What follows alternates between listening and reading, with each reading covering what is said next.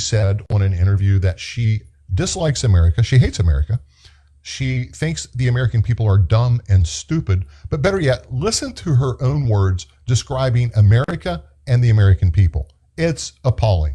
Idiots. I really, I'm at the point where it's become really hard to have an intellectual debate with any of these people, because the level of stupidity that they are displaying every single day is frankly embarrassing, not just embarrassing in Congress, but as Americans. And the fact that these people are allowed to say just the most ridiculous things tells you that the dumbing of the United States has arrived. Because so the American people are dumb in the eyes of Omar, Little Miss Somalia.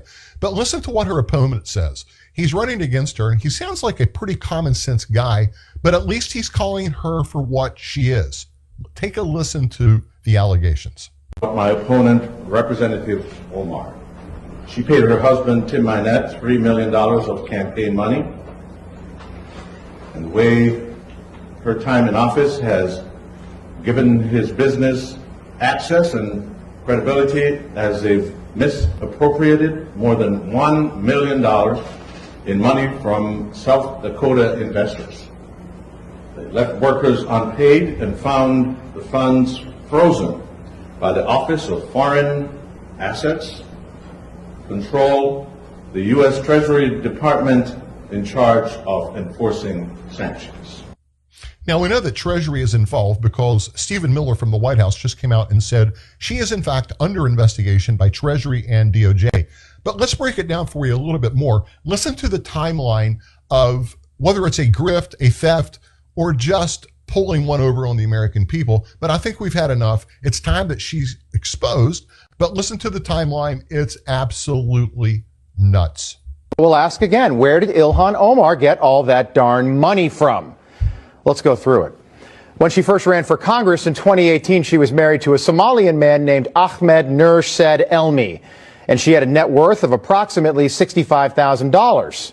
Not a ton of money, but $65,000. That's a good By chunk. 2020, a whole 2 years later, Ilhan had already divorced and remarried another Somalian man by the name of Ahmed Aladizian Herzi, and her net worth was still right around $65,000.